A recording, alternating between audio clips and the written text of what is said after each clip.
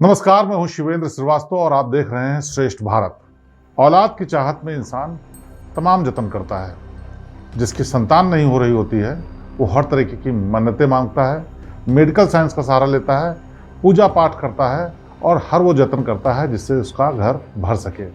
फिर चाहे देश की बात हो, दुनिया की बात हो, किसी कोने की बात हो, हर जगह यही हाल है, क्योंकि हर कोई चाहता है कि उसको औलाद का सुख जरूर मिले। लेकिन क्या हो कि अचानक से ऐसा हो कि किसी को बगैर चाहे भी औलाद मिल जाए और वो भी बगैर कोई जतन किए, तो क्या होगा। आज की कहानी हमारी इसी पर आधारित है, लेकिन बेहद अलग तरीके की और हैरान करने वाली कहानी है। इस कहानी को जब आप सुनेंगे तो आपको यकीन नहीं होगा, लेकिन सच मानिए ये किस्सा बिल्कुल सही है और बाकायदा ये दस्तावेजों में दर्ज भी है।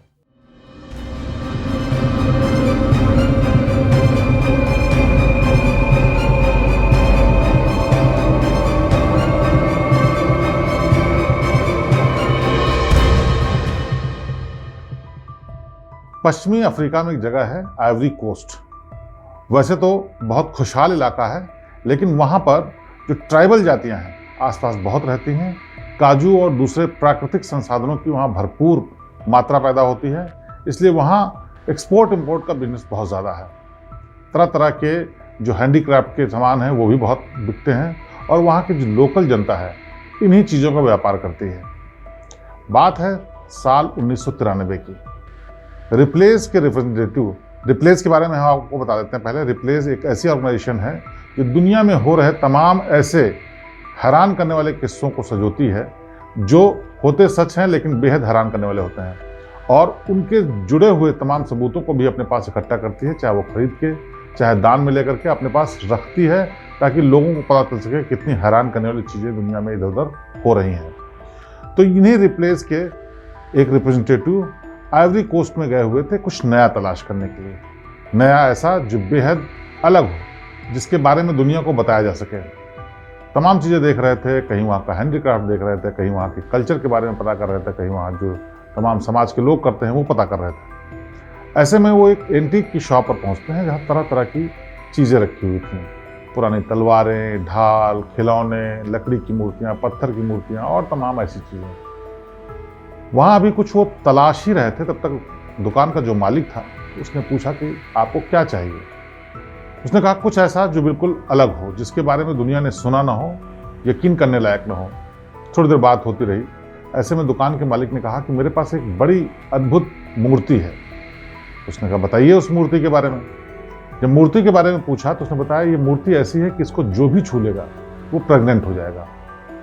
ये बात इतनी हैरान करने वाली थी कि उस रिप्रेजेंटेटिव ने फौरन ही हंस के टाल दिया। कहा इस तरह के किस्से हम नहीं दिखाते क्योंकि इन किस्सों का कोई वजूद नहीं होता। तो दुकान वाले ने फिर से उसको इंसिस्ट किया। कहा आप यकीन कीजिए मेरे पास ऐसी मूर्ति है जिसको अगर कोई महिला छू लेगी तो वो प्रेग्नेंट हो जाएगी।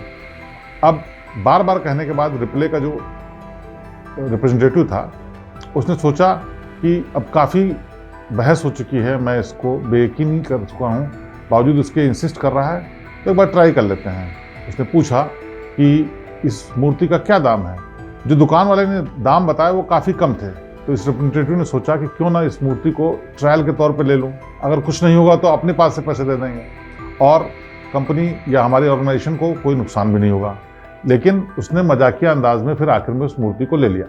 उससे पहले उसके इतिहास के बारे में भी पता किया, क्योंकि ये तरीका भी होता है जब भी वो कुछ कोई भी क्राफ्ट, कोई कल्चर, कोई अजूबी चीज़ लेते हैं तो उसके बारे में सब तहकीकात करते हैं। तो उस दुकान वाले ने बताया कि हमारे पास जितनी भी कलाकृतियाँ या जितनी भी मूर्तियाँ या इस तरह की चीज़ें आती हैं तो पास के जो ट्राइबल लोग हैं वो बना कर देते हैं, और यहाँ कई ऐसे कबीले हैं जो बहुत एंशिएंट टाइम से बहुत सारी चीज़ें अलग अलग तरीके बनाते हैं।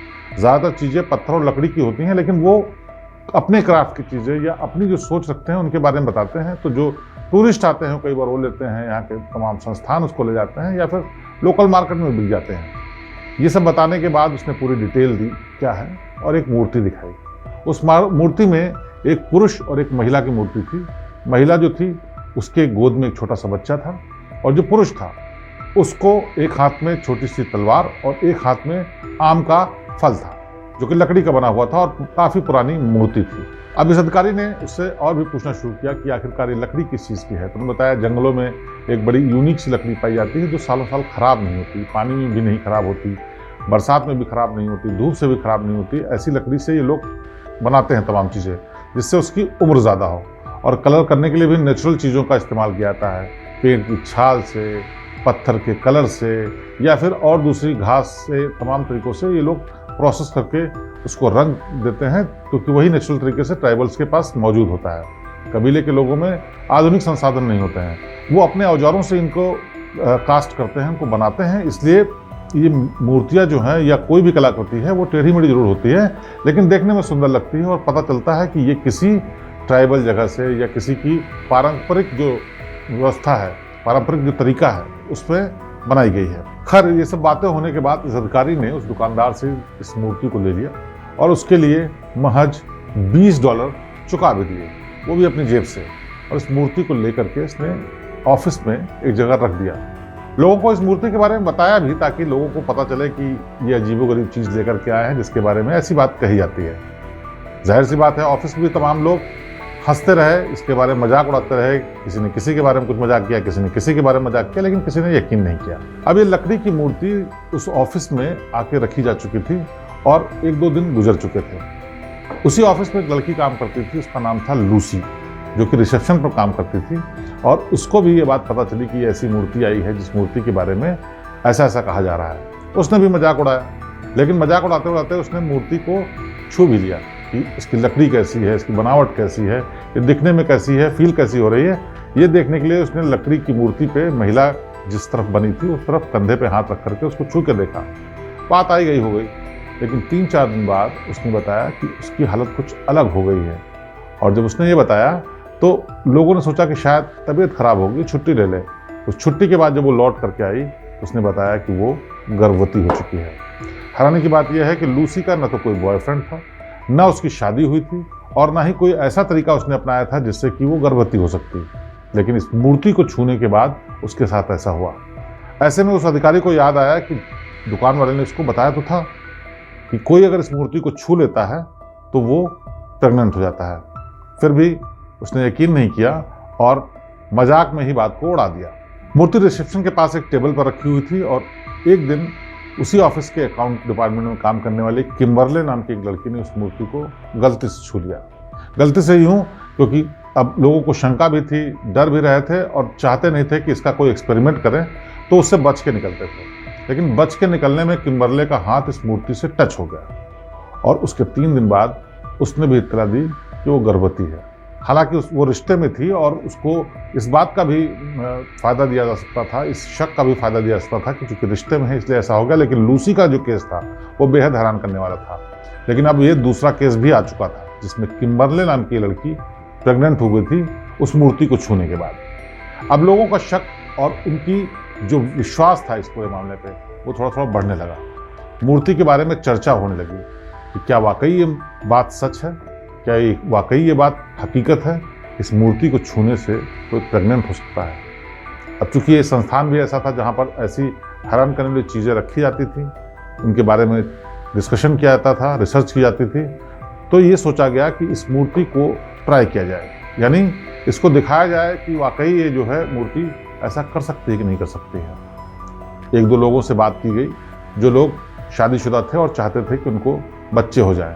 इनमें कई केसेस ऐसे थे कि जिनमें लोगों ने हार मान ली थी कि उनको बच्चे पैदा नहीं हो सकते क्योंकि कोई मेडिकल की प्रॉब्लम थी। लिहाजा उन लोगों को लाया गया, उन्होंने इस मूर्ति को छुआ और फिर से हैरानी की बात, 1 हफ्ते 10 दिन के बाद उन लोगों ने भी इत्तला दी कि उनकी पत्नी या वो महिला प्रेग्नेंट है। अब सबकी हैरानी का आलम यह था कि हर कोई इस मूर्ति के बारे में बात कर रहा था। अखबारों में खबरें प्रचारित होना शुरू हो गई थी, मीडिया हाउस में टॉक शोज होने लगे थे। इस मूर्ति के बारे में रहस्य गहराता जा रहा था। एक बाकायदा टीम एक बार फिर से आइवरी कोस्ट में उसी शॉप पर पहुंची उससे मिलने के लिए। उस शॉपकीपर को ढूंढने के बाद पता चला कि वो आजकल बीमार रहता है, इसलिए घर पे रहता है। लिहाजा टीम उसके पास घर पर गई और उससे फिर से सिलसिलेवार पूरी कहानी समझने की कोशिश की। उसने बताया कि वो आमतौर पर अपनी शॉप में जो भी कलाकृतियां हैं, जो भी चीज़ें हैं, वो ट्राइबल से लेता है ताकि उसकी कॉस्ट कम होती है, फिर वो टूरिस्ट को और लोगों को थोड़े महंगे दाम पे बेच भी पाता है। और इसके लिए कई बार वो खुद भी वहाँ चल कर जाता है ताकि वो पसंद कर सके कि आखिरकार किसने क्या बनाया है। बहुत जोर देने पर उसको याद आया कि इस मूर्ति को उसने खुद सेलेक्ट किया था जब वो जंगलों में ट्राइबल्स के पास गया था कि कुछ नई चीज़ें और कुछ जो उनकी चीज़ें हैं जिनमें सुधार करके वो बनवा सके अपने हिसाब से। उसी दौरान इस मूर्ति को उसने देखा था और ऐसे ही कौतूहलवश ले लिया था, क्योंकि ट्राइबल लोगों ने उसको बताया था कि ये मूर्ति जो बन रही है, इस मूर्ति में खास लकड़ी का इस्तेमाल किया गया है और ये लकड़ी कहीं और दूर जंगल से लाई गई है जिसका इस्तेमाल इस मूर्ति के लिए किया जाना है। तो इसी कौतूहल में, इसी जिज्ञासा में, इसी एक्साइटमेंट में उसने इस मूर्ति को ले लिया था और अपनी दुकान पर रख लिया था। पास में ही जो जनजाति रहती थी, जो ट्राइबल लोग रहते थे, उन पर भी टीम गई और उनसे भी इस बारे में जानने की कोशिश की। लेकिन एक तो भाषा की दिक्कत, दूसरे वो आम लोगों से ज़्यादा चर्चा नहीं करना चाहते थे। वो गिनी के आसपास का इलाका था जहाँ पर तमाम ऐसे ट्राइब्स रहते हैं जो कि लोगों से दूर जंगल में सिर्फ खाने पीने के लिए रहते हैं और अपने तरीके से जीवन जीते हैं। वो छोटा मोटा बेच करके कुछ अपने लिए तमाम संसाधनों का इंतजाम करते हैं और रहते हैं। लिहाजा उन्होंने अपनी तरफ से कुछ ज़्यादा नहीं बताया, लेकिन इस शॉपकीपर ने बहुत साफ तौर पर बताया कि ये कहाँ से मूर्ति किस तरह से आई थी। अब इस पूरे मामले के बारे में दुनिया भर में चर्चा होने लगी थी कि ये जो मूर्ति है, इस मूर्ति को छूने से लोग गर्भवती हो रहे हैं। इस मूर्ति के बारे में जितनी जितनी बातें सामने आ रही थी, उतने ही लोगों का कौतूहल बढ़ता जा रहा था। अचानक से इसके बारे में लोगों ने इतनी जिज्ञासा जाहिर कर दी कि हज़ारों की संख्या में चिट्ठियां पहुंचने लगी, जिसमें ज़्यादातर वो महिलाएं थीं जो चाहती थी कि इस मूर्ति को छूने का मौका मिले, जिससे कि उनकी संतान इच्छा पूर्ति की बात हो सके। लिहाजा ऐसी एप्लीकेशन से पूरा दफ्तर पटा पड़ा था, जिसमें देश और दुनिया से तमाम ऐसी चिट्ठियां आ रही थी जिसमें लोग रिक्वेस्ट कर रहे थे कि कुछ इंतज़ाम किया जाना चाहिए जिससे कि लोग अपनी समस्या को दूर कर सके इस मूर्ति के सहारे और इसकी सच्चाई भी पता चल सके। आखिर में तय ये हुआ कि इसको एक म्यूजियम में रखा जाए ताकि पहले तो उसको लोग देख सकें और उसके बाद आगे क्या किया जाना है वो भी तय किया सके। साउथ कैरोलिना के संग्रहालय में इस मूर्ति को पहुंचा दिया गया और लोगों का देखने का यहाँ पर तांता लग गया। हर कोई बस इसको देखता था और इस बात पर बेयकीनी करता था कि ऐसा कैसे हो सकता है। लेकिन आप यकीन मानिए, इस मूर्ति के बारे में जितना रहस्य है, उस रहस्य से ज़्यादा बड़ी बात यह है कि आज तक समझ में किसी के नहीं आया कि आखिरकार क्यों इस मूर्ति को छूने से लोग गर्भवती होते हैं। बहरहाल संग्रहालय में जब मूर्ति आ गई, उसके बाद दुनिया भर से लोगों की तादाद बढ़ने लगी जो वहाँ पर आकर के मूर्ति को देखते, एक एप्लीकेशन दे करके जाते जिनको ज़रूरत होती कि अगर मूर्ति उनको कभी छूने का मौका मिलेगा तो शायद उनकी संतान पाने की इच्छा पूरी हो सके। अब सरकार को तय करना था। साउथ कैरोलिना में जो वहाँ के मेयर थे, जो वहाँ के अथॉरिटीज़ के लोग थे, उन्होंने तय किया कि अगर वाकई ये सच है तो क्यों ना लोगों से इसका टेस्टिंग कराया जाए, यानी लोगों को मौका दिया जाए और पता चले कि वाकई ये हकीकत है या सिर्फ कुछ केसेस में बाई चांस ऐसा हो गया है। दिन तय हुआ, वक्त तय हुआ, टीवी का एक शो हुआ। उस टीवी के शो में लोगों से अपील की गई कि जो लोग जेन्युइन लोग हैं, जिनको लगता है कि वो प्रेग्नेंट नहीं हो सकते या उनके साथ कोई मेडिकल समस्या है या कोई ऐसी बात है जिससे उनको लगता है कि उनको बच्चे नहीं हो सकते, वो लोग ट्राई करने के लिए एप्लीकेशन दे सकते हैं। सप्ताह भर का टाइम दिया गया और इस सप्ताह भर में फिर से एक बार एप्लीकेशंस का अंबार लग गया और सर उन एप्लीकेशंस में से कई लोगों को सिलेक्ट किया गया ताकि तय दिन पर वो लोग आकर के उस मूर्ति को छू सकें और इसकी जांच हो सके। जल्द ही वो दिन भी आ गया जिस दिन इस मूर्ति को छूने के लिए लोगों को ट्राई करने की इजाज़त दी गई थी। मूर्ति को एक जगह पर रख दिया गया और जो तमाम महिलाएं जो संतान चाहती थीं, वो एक एक करके उनको छू करके जाने लगी। इन सारी महिलाओं का पूरा ब्यौरा रखा गया था, उनका घर, उनका पता, उनका देश, उनकी मेडिकल हिस्ट्री, सब चीज़ के बारे में पूरा रिकॉर्ड रखा गया। आप जानकर हैरान होंगे, जब रिजल्ट्स आने शुरू हुए तो करीब 2000 महिलाएं जिन्होंने उस मूर्ति को छुआ था, वो सब की सब गर्भवती हो चुकी थी। अब सरकार के सामने बड़ी समस्या खड़ी हो गई थी। दरअसल समस्या ये भी थी कि क्या इसे अंधविश्वास माना जाए, क्या इस अंधविश्वास को बढ़ने दिया जाए, क्या मेडिकल साइंस के जो चैलेंज हैं उसको इससे चैलेंज करने दिया जाए, क्या ये जो बात फैल रही है दुनिया में उसके बारे में क्या किया जाए। तमाम मीटिंगें हुई, प्रशासनिक अधिकारियों ने इस पर चर्चा की, सरकार के लोगों ने इस पर बात की और आखिर में तय किया कि इस मूर्ति को अब सुरक्षित तरीके से रखा जाए ताकि कहीं ऐसा ना हो कि इस मूर्ति के चक्कर में कोई बड़ा विवाद खड़ा हो जाए, बड़ी समस्या आ जाए। क्योंकि ये अभी नहीं पता था कि जो लोग प्रेग्नेंट हुए हैं, जब उनके बच्चे होंगे तो उनके ऊपर किस तरह का असर होगा। क्या इस मूर्ति के असर की वजह से, पैदा होने की वजह से उनमें कोई विलक्षण प्रतिभा होगी? क्या इस मूर्ति की वजह से उनके अंदर कोई मेडिकल की समस्या होगी? या इस मूर्ति को छूने की वजह से सारे के सारे बच्चे एक ही तरह के पैदा हो जाएंगे? ये सब भी विचार आया, इसलिए फौरी तौर पर इस काम को रोक दिया गया। वक्त बीतता जा रहा था। ये बात है 1994 की, जब इस पूरी टेस्टिंग को किया गया। 2000 के आसपास की महिलाएं गर्भवती हो गईं और उसके बाद अब इस काम को पूरी तरह से बंद कर दिया था। लोग हैरान थे, अचंभे में थे और उनको ये यकीन नहीं हो रहा था कि क्या वाकई में ऐसा हो सकता है। हालांकि ये सच था और सब कुछ अथॉरिटीज़ की देखरेख में हुआ था। बाकायदा एप्लीकेशन मंगाए गए, उनका पूरा ब्यौरा रखा गया।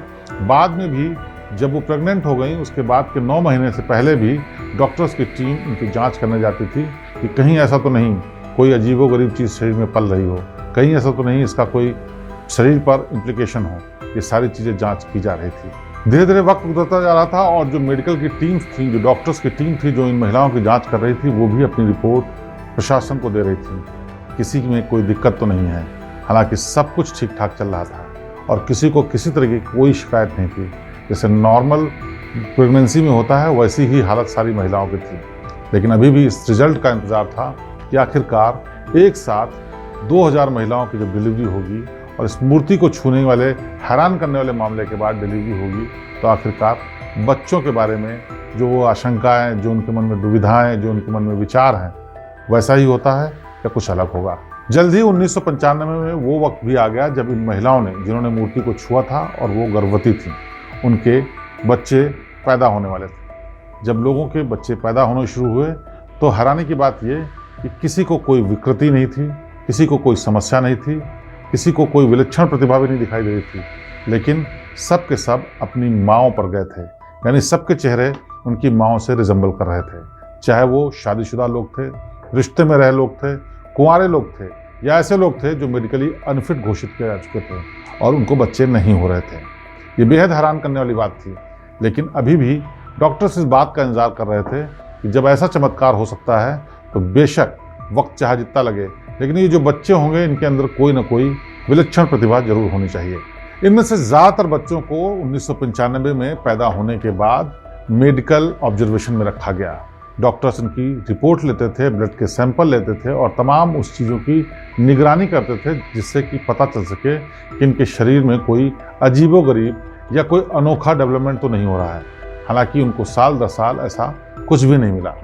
1995 से लेकर के 2005 तक ये टेस्टिंग चलती रही, लेकिन जितने भी बच्चे थे वो पूरी तरह से सामान्य, स्वस्थ और बिल्कुल वैसे ही थे जैसे नॉर्मल लोगों के बच्चे होते हैं।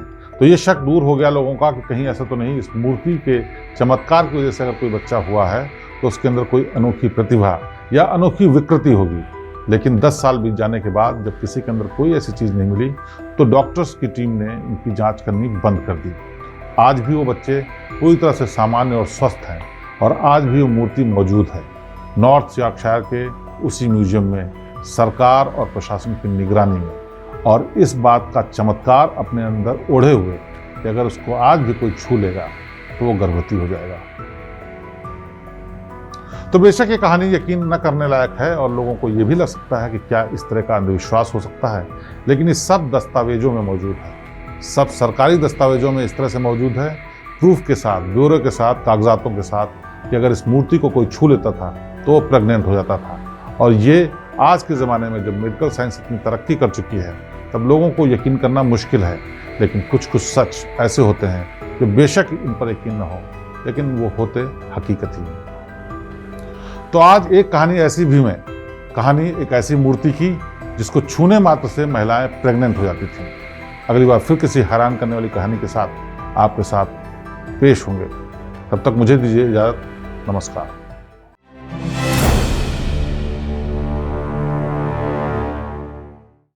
श्रेष्ठ भारत पर खबरों से जुड़े रहने के लिए चैनल को सब्सक्राइब करें, बेल आइकन दबाएं और देखते रहें श्रेष्ठ भारत।